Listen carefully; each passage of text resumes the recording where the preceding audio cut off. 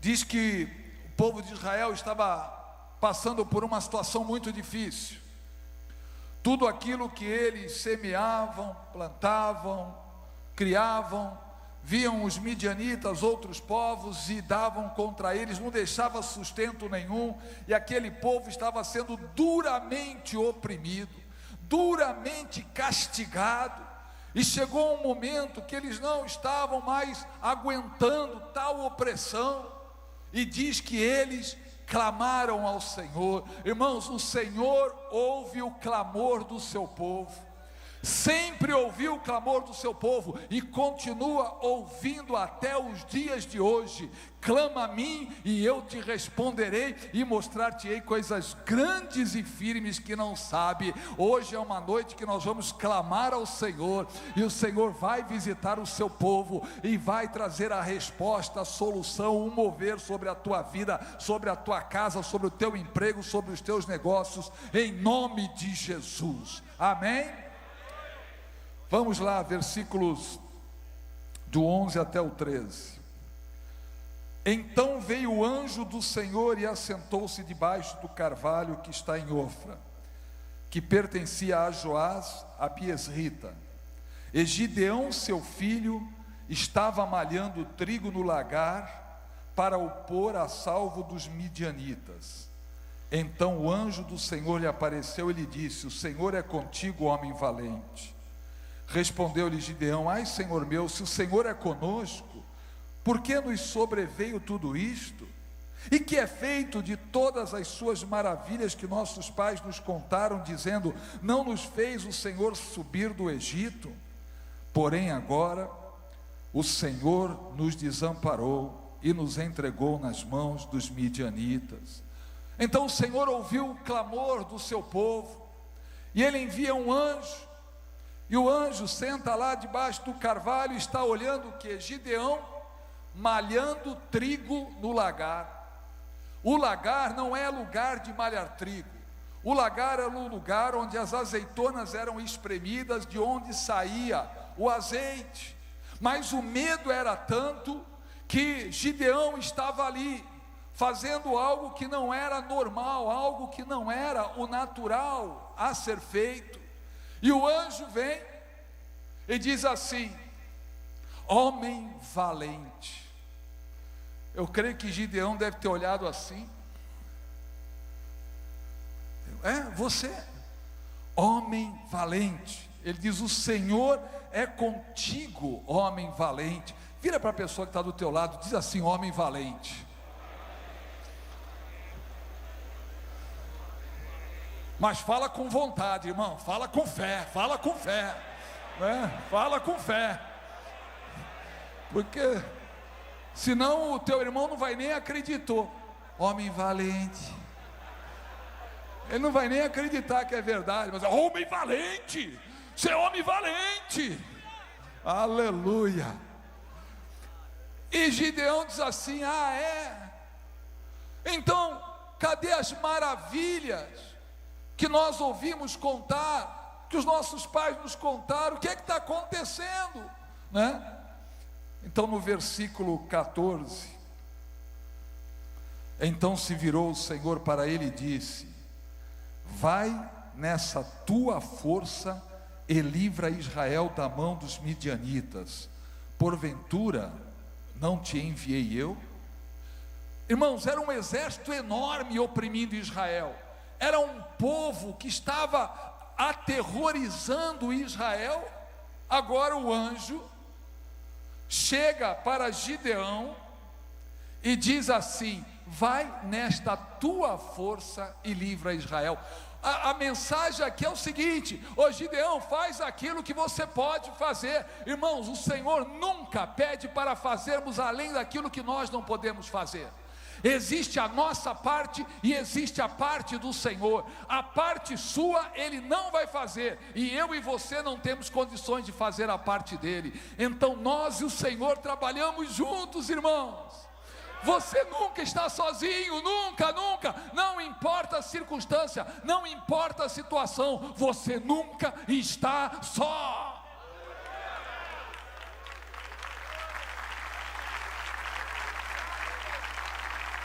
Aleluia.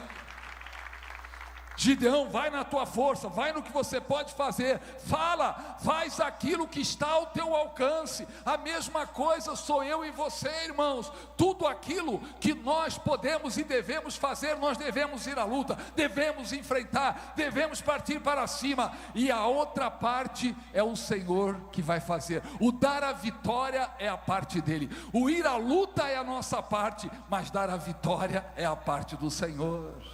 Amém? Versículo 15. E ele disse: ai, Senhor meu, com que livrarei a Israel? Eis que a minha família é a mais pobre em Manassés, e eu o menor na casa de meu pai.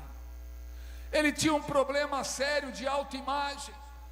Peraí, Senhor, mas o Senhor sabe quem eu sou. A minha casa em Israel é a mais pobre. Não existe gente mais pobre que nós. E na casa do meu pai eu sou o menor. Olha com quem que o Senhor está falando. O Senhor tem certeza que eu sou essa pessoa valorosa? O Senhor tem certeza que sou eu que vou livrar a Israel? Irmãos, tem 3 situações que nós precisamos trabalhar. Primeiro, a maneira como os outros nos veem. Não importa como as pessoas veem você, não importa que elas não deem valor para você, a opinião das pessoas não deve importar a você, você não deve se preocupar com o que as pessoas estão pensando. Ah, mas é que o meu trabalho, a minha profissão, o meu salário é muito baixinho. Lá na empresa ninguém me percebe, lá na empresa ninguém me vê. Não importa como os outros te veem, não importa a tua origem, não importa quem foi você no passado, não importa quanto te denegriram, quanto falaram mal. O que importa é que em Cristo você é nova criatura, e as coisas velhas passaram e tudo se fez novo. Então não importa como as pessoas te veem, não importa como você se vê. Ah, mas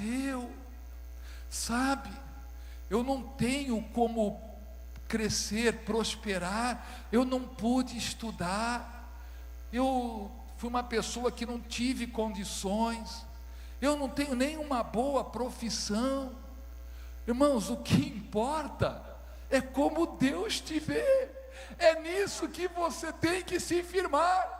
Quando o Senhor olha para você, Ele não te vê como um derrotado, Ele não te vê como um fracassado, Ele não te vê como alguém fraco, Ele te vê como alguém forte, Ele te vê como alguém poderoso, e é isso que importa. O que os outros pensam de mim, não estou nem aí.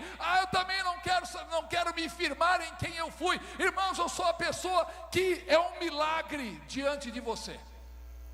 Eu sou um milagre. Vou dizer por quê. Minha esposa, se ela ouvisse, ela fala: mas para de falar isso de você. Mas é verdade. 10º aluno, tomei bomba 2 anos na escola, no ensino fundamental. Não era crente, hein? Não era crente. Nunca gostei de estudar. Uma vez eu estava falando assim com uma pessoa: sabe, eu nunca gostei. Eu fui fazer normal. Na época era normal. Eu tenho idade, viu, irmãos? Esse ano eu fiz 64 anos. Falei assim: sabe, quando eu estudava, eu fui fazer normal, que hoje é o magistério, porque eu não gostava de matemática, química nem física. Assim, e também não gostava de português. Aí eu pensei assim: peraí, do que eu gostava? Educação física. Quando tinha hora de... Agora, pensa bem, alguém que não gostava de estudar, quando eu comecei a namorar com essa que hoje é minha esposa, ela falou assim: o que você vai fazer da tua vida? Eu falei assim: sabe que eu não sei. Meu negócio era praia, era jogando voleibol na praia, no clube, era surfando. Tem surfista aqui? Eu era paneleiro, por isso que eu fui para o voleibol. Mas gostava de pegar umas ondinhas. Ela falou: como é que é? Você não sabe o que vai fazer da vida? Eu falei, não, não parei para pensar nisso. Mas se você pensa que eu vou casar com um vagabundo, você está muito enganado. Aí a coisa engrossou para o meu lado. Eu falei, Jesus não conhecia, né? Eu falei, meu Deus, e agora? Agora ou eu vou estudar, ou eu perco a gata. Tem que fazer alguma coisa. Fui estudar, entrei na faculdade, também daquele jeito, mais jogava ping-pong do que... Me formei, comecei a... Irmãos, que futuro que tem uma pessoa dessa? No trabalho, no começo lá, mais brincava, era brincadeira, molecão mesmo. Depois, comecei a beber, virei cachaceiro, mudei para o interior, né? Saí da Baixada, da grande Baixada Santista, nada de praia, amigos. Fui morar no interior, me aprofundei na bebida. Eu não tinha garrafa de pinga, eu tinha tonel. Era todo dia. Agora, me diz o seguinte: qual é o futuro que uma pessoa que nunca gostou de estudar e que era cachaceiro, qual é o futuro que uma pessoa com esse currículo tem? Nenhum. Eu lembro que uma vez eu bebi tanto, mas eu bebi tanto que eu cheguei segunda-feira para trabalhar mal. Fui no departamento médico. Você bebeu ontem, né? Um pouquinho. Falou, não estou vendo. Pegou a minha ficha de trabalho, ficha médica, começou ingestão excessiva de bebida alcoólica. Eu falei, não, mas não é que eu misturei com bolo, churrasco, aí a coisa aqui. Ele falou, não, você bebeu mesmo.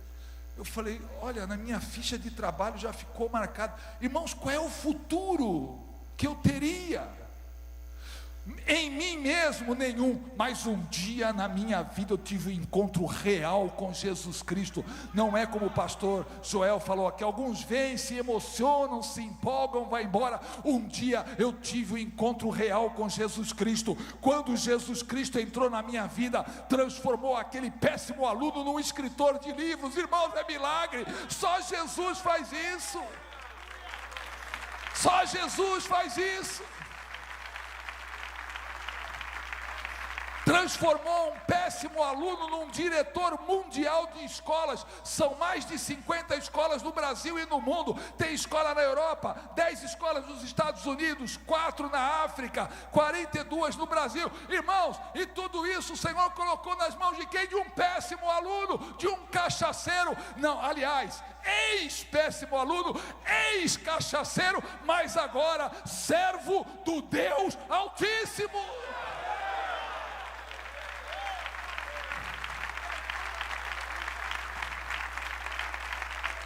Se Ele faz isso comigo, o que Ele não vai fazer com você?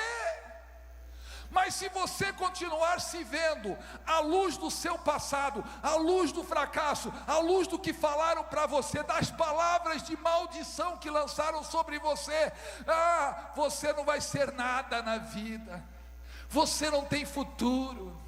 Quem você pensa que você é?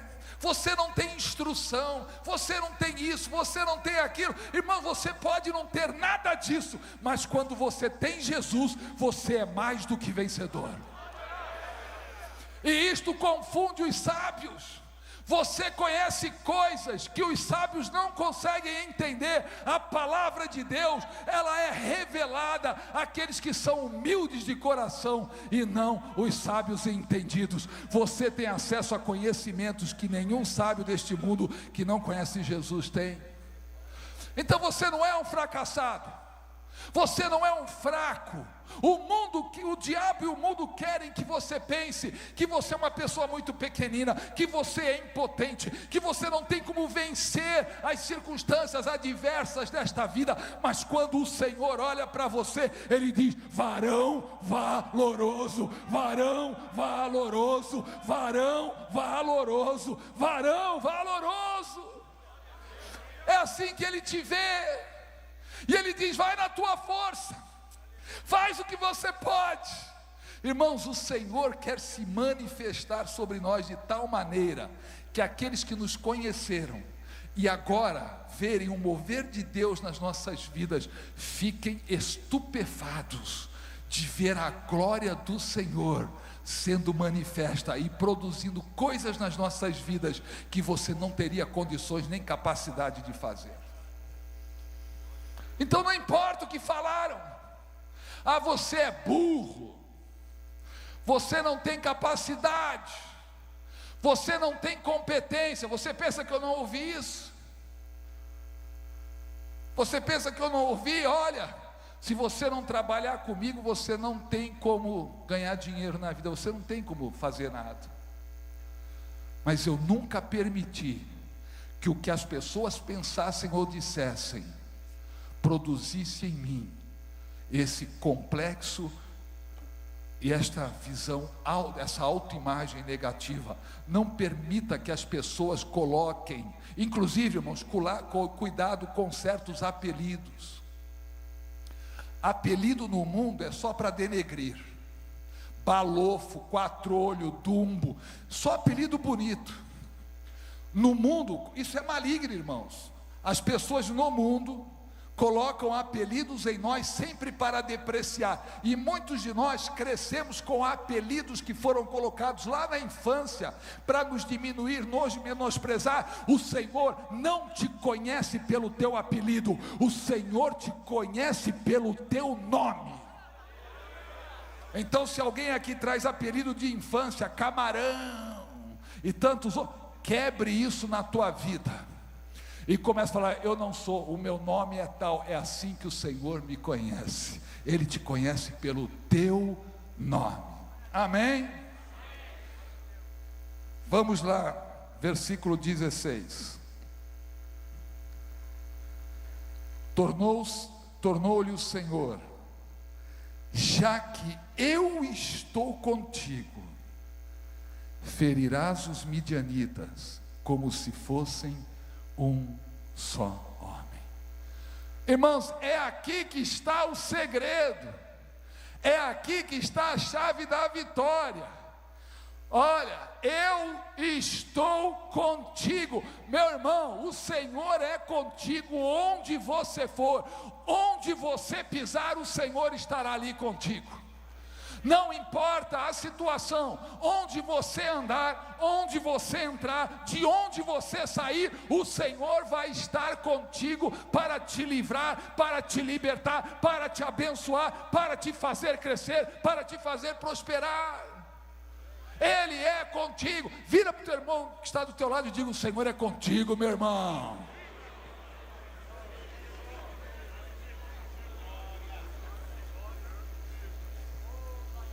E é comigo também. Aleluia. Vamos agora lá do versículo 25 a 27. Naquela mesma noite lhe disse o Senhor: toma um boi que pertence a teu pai, a saber, o segundo boi de 7 anos, e derriba o altar de Baal que é de teu pai, e corta o poste ídolo que está junto ao altar. Edifica ao Senhor teu Deus um altar no cimo deste baluarte, em camadas de pedra, e toma o segundo boi, e o oferecerás em holocausto, com a lenha do poste ídolo que vieres a cortar. Então Gideão tomou 10 homens dentre os seus servos, e fez como o Senhor lhe dissera. Temendo ele, porém, a casa do seu pai e os homens daquela cidade, não o fez de dia, mas de noite. Primeira atitude que Gideão tem é quebrar tudo aquilo que não tinha parte com o Deus vivo. Aqueles altares, poste ídolo, queimou tudo que não tinha parte com o Senhor. Irmãos, se nós queremos ver a bênção do Senhor fluir na nossa vida, no nosso coração deve haver essa disposição. Senhor, eu não quero nada que não tenha parte com o Senhor. Senhor, eu quero uma vida de santidade. Senhor, eu quero uma vida de retidão. Eu quero uma vida na tua presença, Senhor. O Senhor olha o nosso coração, não o nosso exterior. Não adianta eu vir na casa do Senhor, levantar as minhas mãos, louvar, adorar, pular, saltar, se no meu coração não existe essa disposição por santificação. se não existe essa disposição de fugir de toda forma de pecado, irmãos, nunca foi tão fácil pecar como nos dias que nós estamos vivendo. Existem pecados de várias formas, pecados que ninguém vê a não ser Deus e você, hoje pela internet, irmãos. Quantas pessoas se trancam lá no seu quartinho, na sua salinha lá, e começam a navegar por coisas que não deveriam navegar, são formas de pecado, mas quando há no nosso coração a disposição de santificação, nós estamos construindo um altar ao Senhor. Então, como é que eu quero ser abençoado pelo Senhor? Eu quero realmente andar na presença do Senhor, se não existir dentro de mim essa disposição por santificação. A palavra do Senhor é bem clara: segui a paz com todos e a santificação, sem a qual ninguém verá o Senhor. É um erro achar que nós estamos na época da graça, então não importa como eu viva, eu estou na graça, irmão. Um pastor ensinando sobre graça. Irmãos, igreja, eu quero explicar para vocês o que é graça. Graça é assim: todos os pecados que você cometeu, Jesus já perdoou, e é a pura verdade. Tudo que eu fiz de errado, todos os meus pecados foram perdoados, mas aí ele continuou: todos os que você está praticando e vai praticar, também já estão perdoados. Ora, irmãos, quando alguém que está doidinho para pecar, ou está lá em pecado, ouve uma mensagem dessas, ele fala: estou na graça. Isso é graça, faz graça, tem graça nisso, então eu não preciso largar aquele pecado, eu posso continuar com ele, e ainda assim andar na presença do Senhor e ser abençoado pelo Senhor. Irmãos, isso está errado. Se você não tomar uma decisão de quebrar na tua vida tudo aquilo que não tem parte com o Senhor, você não tem como ver a glória de Deus, as bênçãos de Deus, o poder de Deus sobre a tua vida. Gideão fez isso, antes que houvesse a grande vitória, ele destruiu aquilo que não tinha parte com Deus, e pecado não tem parte com Deus. Estamos aqui numa reunião de homens, você não tem ideia da autoridade espiritual que está sobre a tua vida. Há na palavra de Deus uma hierarquia espiritual. Lá no Éden, antes que Deus formasse a mulher, primeiro Ele chama o homem e dá uma autoridade para o homem sobre a terra. Você vai dominar sobre tudo. Olha, não coma da árvore que está lá, do conhecimento do bem e do mal, do resto você pode comer tudo. Depois Ele forma a mulher, e Adão transfere para a mulher a ordem de Deus. Deus não vai falar com a mulher, Deus primeiro fala com o homem, e o homem vai transferir a ordem para a mulher. Não estamos dizendo que a mulher não seja importante, porque a mulher é uma bênção nas nossas vidas. Pelo menos eu acho. Mulher é uma grande bênção na vida do homem, mas há uma autoridade sobre o homem, que muitas vezes ele vai deixando de lado. Às vezes a mulher, ela cumpre tão bem o papel dela, que o homem vai se encostando e vai deixando tudo para a esposa. Há algo muito forte sobre a vida dos homens. Há uma autoridade sobre o homem que nós não podemos abrir mão, irmãos. Então há algo muito forte sobre a tua vida. Não despreze isso, se santifique, se consagre, porque você vai ver o que Deus vai fazer através da tua vida. Ele está buscando estes varões diferenciados, irmãos. Ele está buscando estes grupos de homens diferenciados. E você é um deles, amém? Você é um homem diferenciado. Sabe o que quer dizer diferenciado? Que faz a diferença.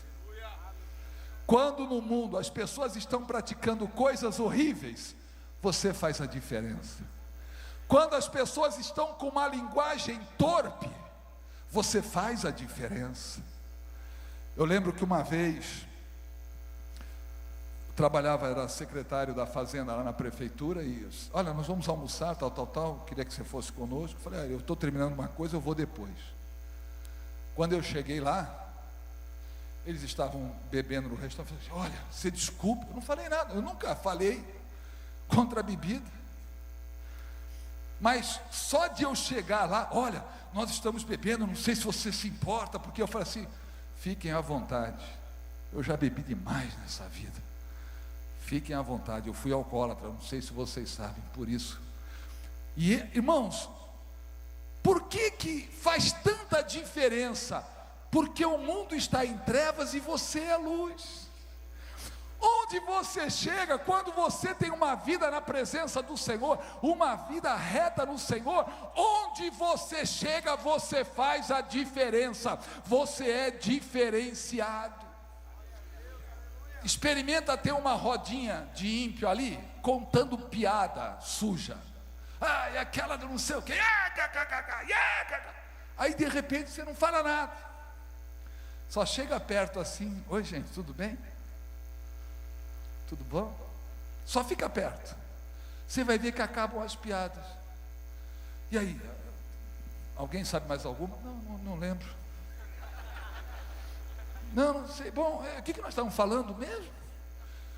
Porque quando a luz chega, as trevas têm que sair, você faz a diferença. Você faz a diferença na escola, você faz a diferença no mercado, você faz a diferença na rua, você faz a diferença no trabalho, onde você estiver, você que tem compromisso com o Senhor, as pessoas vão ver que em você brilha uma luz que eles não conhecem, é a luz de Jesus brilhando na tua vida.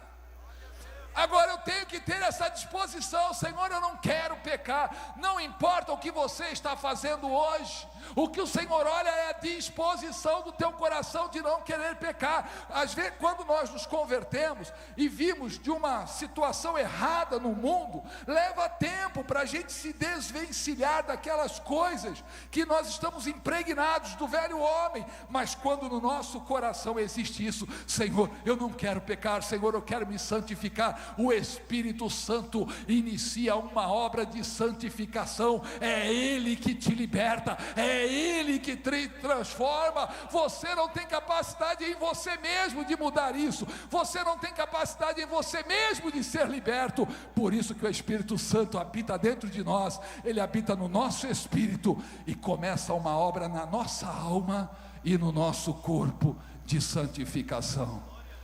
Por isso que Ele é o Espírito Santo, Ele é o Espírito que santifica as nossas vidas.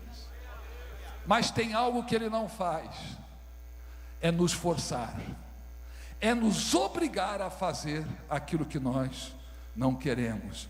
Mas quando nós dizemos, Senhor, eu quero uma vida reta, eu quero andar corretamente na Tua presença, o Espírito Santo tem agora liberdade de tratar com a nossa alma e com o nosso corpo. Amém? Então Gideão fez isso antes que houvesse o que nós vamos ver na sequência. Ele tomou uma atitude, isso aqui não tem parte com Deus, nós vamos destruir, não queremos nada que impeça o mover de Deus, não queremos nada que possa impedir Deus de agir nas nossas vidas. Quando você tem a mesma atitude de Gideão, você vai ver a glória do Senhor em cada dia, na tua vida, no teu lar, na tua casa. Amém? Vamos lá para o capítulo 7. Vamos ler o versículo 2 e 3. Gideão vai falar com o Senhor, fala com Gideão: é demais o povo que está contigo, para eu entregar os midianitas nas suas mãos. Israel poderia se gloriar contra mim, dizendo: a minha própria mão me livrou.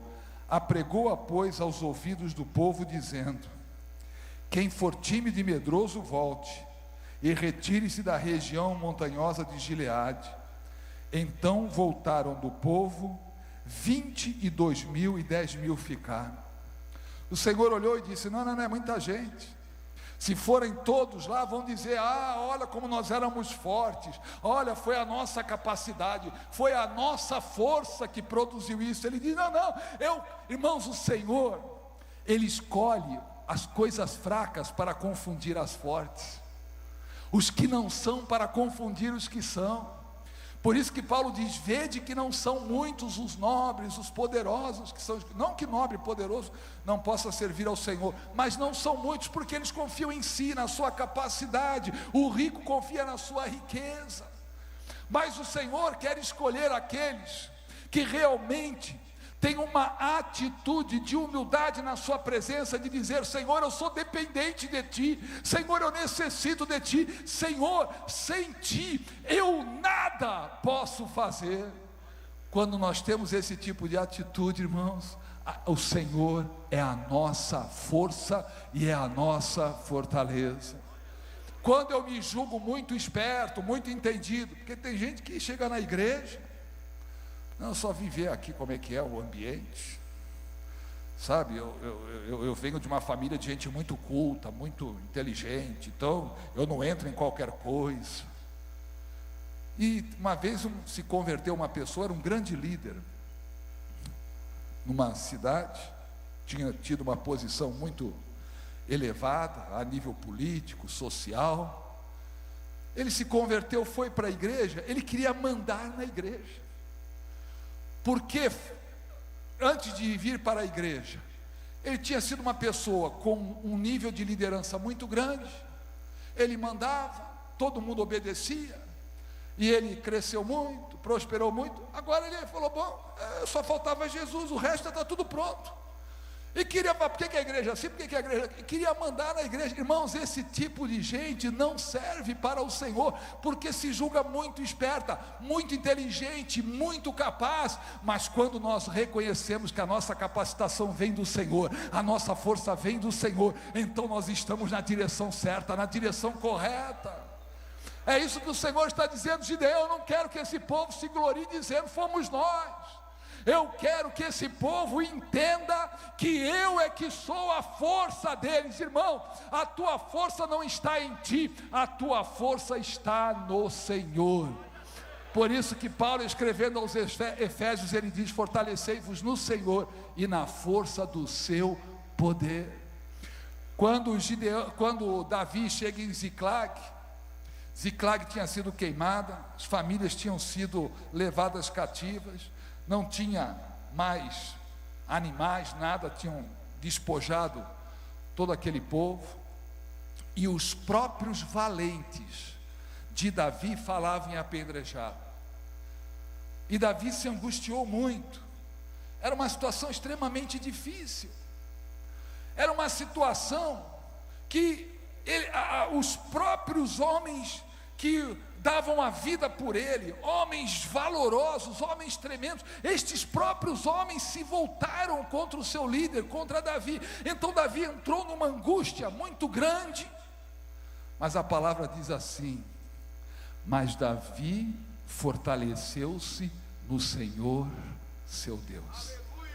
Ele não tinha força nele, ele não tinha capacidade nele, ele não tinha, nem os seus homens mais estavam do lado dele, mas ele encontrou a força no Senhor, vestiu a estola sacerdotal. Senhor, é para ir atrás e perseguir. Vai, Davi. Ele falou: gente, eles já caíram diante de nós, vamos atrás e vamos recuperar tudo que eles nos tomaram. E Davi saiu, encontrou aqueles que os haviam despojado e trouxe de volta a sua família e todos os bens e até a mais daquilo que eles tinham levado. Por quê? Porque ele fortaleceu-se no Senhor, ele encontrou forças no Senhor. Pode ser que você esteja aqui nesta noite e tenha vindo em fraqueza, e tenha dito: olha, minha vida está muito mal, eu estou passando por um momento terrível, um momento de dificuldade como eu nunca passei antes. Mas esta é a noite de você se fortalecer no Senhor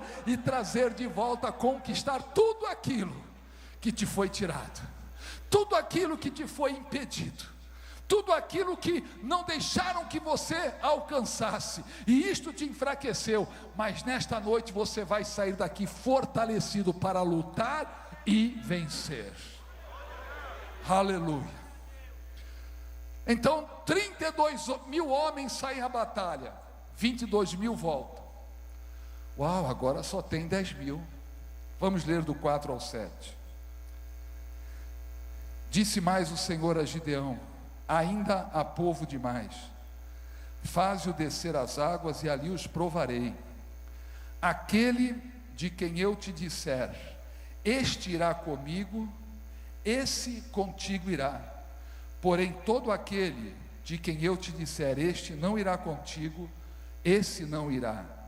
Fez Gideão descer os homens às águas. Então o Senhor lhe disse: todo que lamber a água com a língua, como faz o cão, esse porás à parte, como também a todo aquele que se abaixar de joelhos a beber. Foi o número dos que lamberam, levando a mão à boca, 300 homens, e todo o restante do povo se abaixou de joelhos a beber água. Então disse o Senhor a Gideão: com estes 300 homens que lamberam a água, eu vos livrarei, e entregarei os midianitas nas tuas mãos, pelo que a outra gente toda que se retire cada um para o seu lugar. 10 mil estavam ali, e o Senhor falou: olha, aquele que se jogar sobre a água para lamber como um cão, ou se ajoelhar para beber, deixa de lado, mas aqueles que trouxerem com uma mão a água à boca, são com esses que eu vou. Por quê? Irmãos, aquelas pessoas que estavam fazendo isso, elas estavam atentas. É um sinal que elas estavam ali prontas para qualquer coisa. Com uma das mãos elas estavam pegando a água, mas com a outra estava preparada para sacar a espada. Pessoas que estavam vigilantes, pessoas que estavam atentas. Os outros não se jogaram lá, falou: esses aí, se vier o inimigo, derrota fácil. Eu quero aqueles que estejam atentos. Esta é uma noite de você estar atento àquilo que o Senhor vai fazer na tua vida.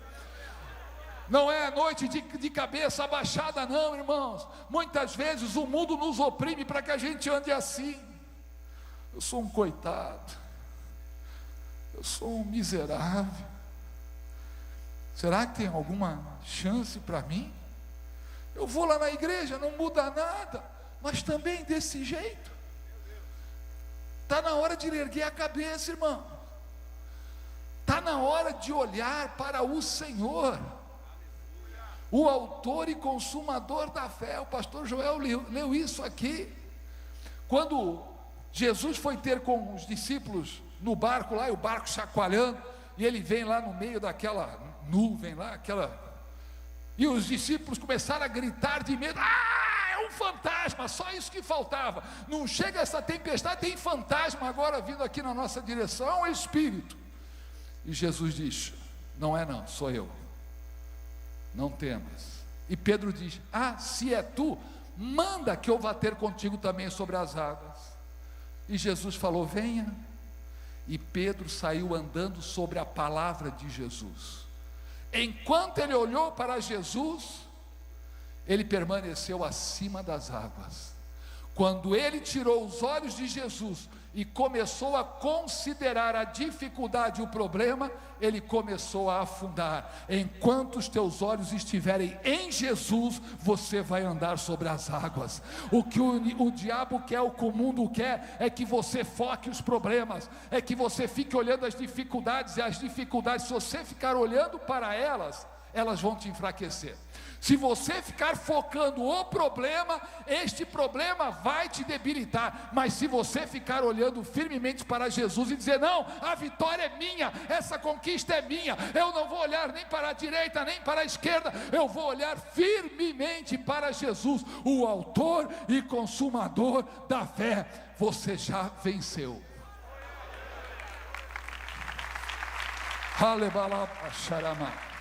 Já venceu. Já venceu. Não é talvez, irmão, não deixa a dúvida entrar no teu coração. Será? Mas aquele pregador do God, ele é muito animadinho, ele não sabe o que eu estou passando. Pronto. E em vez de pegar essa palavra, lá em Hebreus capítulo 4, versículo 2, diz assim: que a estes foram pregadas as mesmas palavras que a eles, Mas para eles a palavra de nada adiantou, visto não estar misturada com a fé. Quando vem uma palavra e você liga a tua fé com a palavra, amém, é isso aí, eu creio, e começa a profetizar, vai acontecer, o Senhor vai fazer, aleluia. O Senhor tem agora, irmãos, tudo que Ele precisa para agir. Ele tem a tua fé nele, então Ele vai operar. Mas se você sai daqui dizendo, foi mais uma noite animada, não passou disso. Aquele ex-alcoólatra lá, aquele fracassado na escola, foi lá, falou, mas as coisas não são bem desse jeito. Desde que eu conheci Jesus, irmãos, eu comecei a experimentar o que é uma nova vida, e uma vida de vitória na presença do Senhor. Não existe vitória sem ter luta. Agora, no mundo, as pessoas lutam sem garantia de vitória, por isso que mais perdem do que ganham. Mas a palavra do Senhor diz que em Cristo Jesus, eu e você já somos muito mais do que vencedores.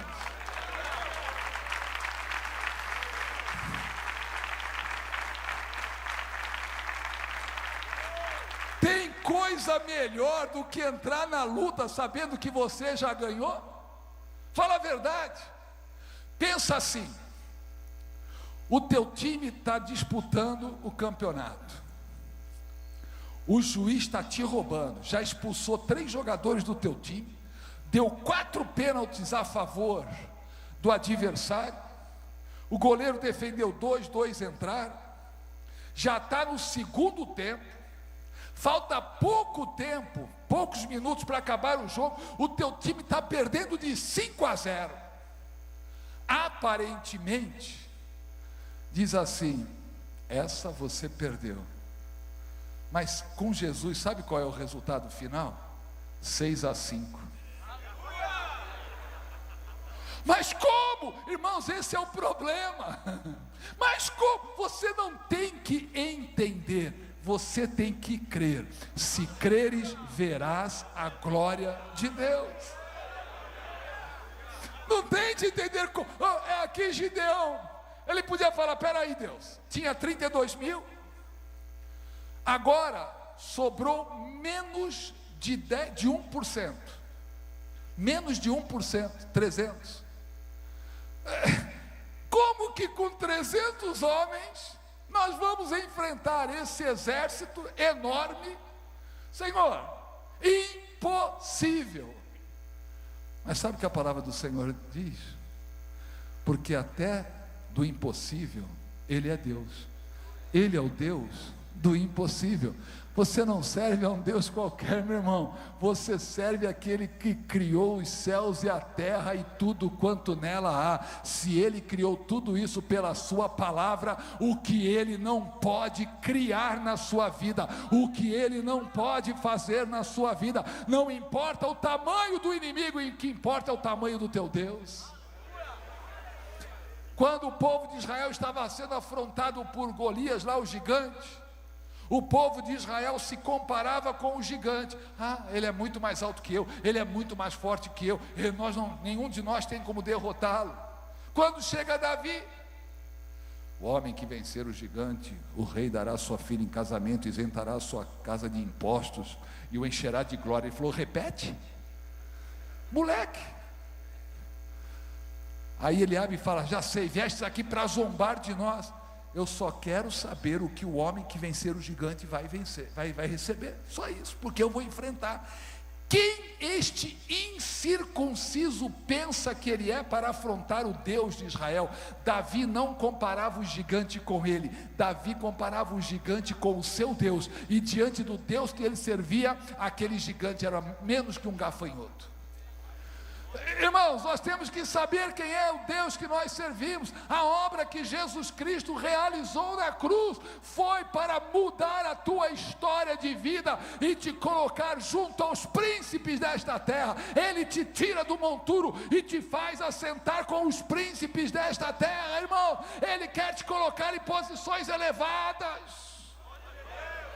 Não olhe para a sua capacidade, olhe para a capacitação que Ele tem para te dar. Você não vai fazer as coisas porque você é capaz, você vai fazer as coisas porque Ele é capaz de realizar através da tua vida. Tudo que Ele precisa é de vasos abertos para que Ele possa derramar do poder dEle e fluir através de nós. É só isso que Ele precisa. Amém? 300 homens. Sabe qual foi o resultado? Olha lá em Juízes 8:10. Estavam, pois, Zeba e Salmuna em Carcor, e os seus exércitos com eles, os 15.000 homens, todos que restaram do exército do povo do Oriente, e os que caíram foram 120.000 homens que puxavam a espada. 300 homens derrotam 120.000. Humanamente falando, é impossível, mas nós não vivemos do natural, nós vivemos do sobrenatural. Não importa quão difícil seja o teu problema, só crê no Senhor, Ele vai te dar a vitória. Ele vai te carregar em triunfo. Isso está lá em 2 Coríntios 2:14, né? Que graças a Deus que em Cristo Jesus sempre nos faz triunfar. É sempre, não é de vez em quando. Você não vai ter umas vitórias de vez em quando. Em todas estas coisas somos mais do que vencedores. Em todas as coisas o Senhor vai te carregar em triunfo. Não importa quanta perseguição façam contra você, não importa quão difícil seja a adversidade, o Senhor é contigo e a mão dele está sobre a tua vida para te abençoar, para te livrar, para te prosperar. Amém? Queria chamar o grupo de louvor aqui. Pelo Senhor marchamos, sim. O seu exército poderoso é. Sua glória será vista sobre a terra. Eu lembro dos acampamentos ali de Cubatão, essa música era muito cantada. Era uma glória. Aqui, Ministério Peniel. Quem é daquela época lembra. E o povo marchava mesmo. Sabe qual foi o resultado daquelas marchas? Dá uma olhada. Olha o ministério, olha o crescimento do ministério. Homens diferenciados fazem toda a diferença. Amém? Vamos ficar de pé.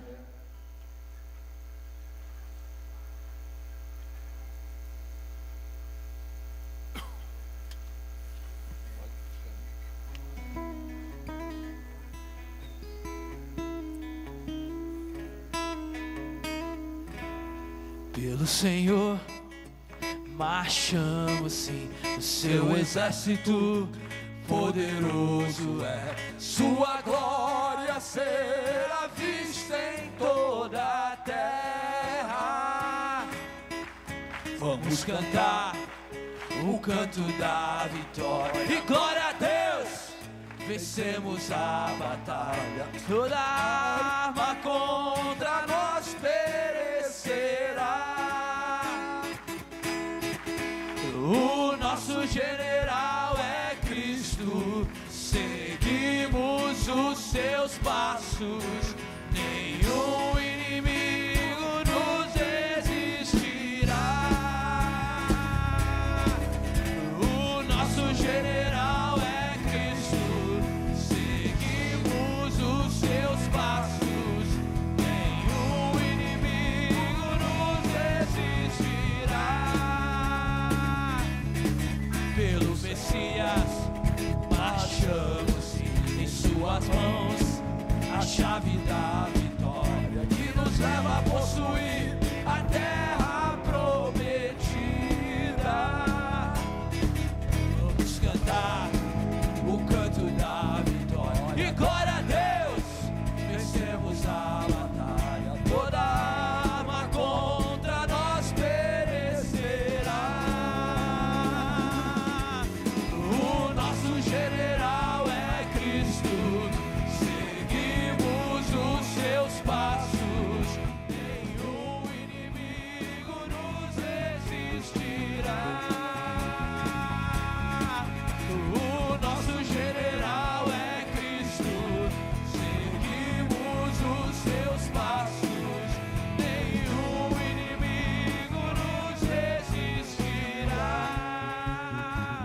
Agora nós vamos marchar, irmãos. Até agora foi só um ensaio. Não se conquista uma terra andando assim, ó. Com o Messias marchamos-se. Com esse desânimo não conquista nada, não vence nada. Mas é um ato profético, que você vai chegar como um soldado de Jesus, que o general está indo à tua frente. Ele está indo à tua frente, você está marchando atrás, mas é meu, essa bênção é minha, essa vitória é minha. E coloca diante do Senhor a tua dificuldade, o teu problema. Diz: Senhor, este problema lá, este desemprego já foi vencido, só tem uma porta aberta para mim em algum lugar. Em algum lugar aí tem uma porta de emprego aberta. Senhor, a minha empresa, o meu negócio, ele vai prosperar. Eu estou marchando pelo meu negócio, pela minha empresa. Senhor, a minha família está com problema, mas nessa noite, em nome de Jesus, eu marcho pela minha família. Eu tomo posse da vitória pela minha família. Seja qual for o teu problema, a tua dificuldade, enfermidade, seja o que for, você vai marchar contra esse problema. É um ato profético. Amém. E se alguém sentir aí de sair, querer ir marchando, fazendo volta aí, irmãos, é noite de bagunçar, de desarrumar isso aí, tomar posse. Quando você entra numa terra, vai tomando posse, a coisa não fica organizadinha não, você vai derrotando todos os inimigos. Então nós vamos marchar essa noite aqui. Pelo Senhor marchamos, em seu exército poderoso é sua glória será vista em toda a terra. Vamos cantar o canto da vitória. E glória a Deus, vencemos a batalha. Toda arma contra nós perecerá. Se quiser sair marchando, pode O marchar, nosso general é Cristo. Seguimos os seus passos. Nenhum inimigo nos resistirá.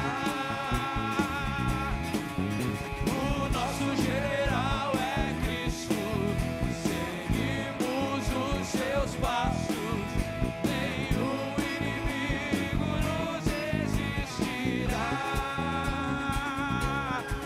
Pelo Messias marchamos, em suas mãos a chave da vitória, que nos leva a possuir a terra prometida.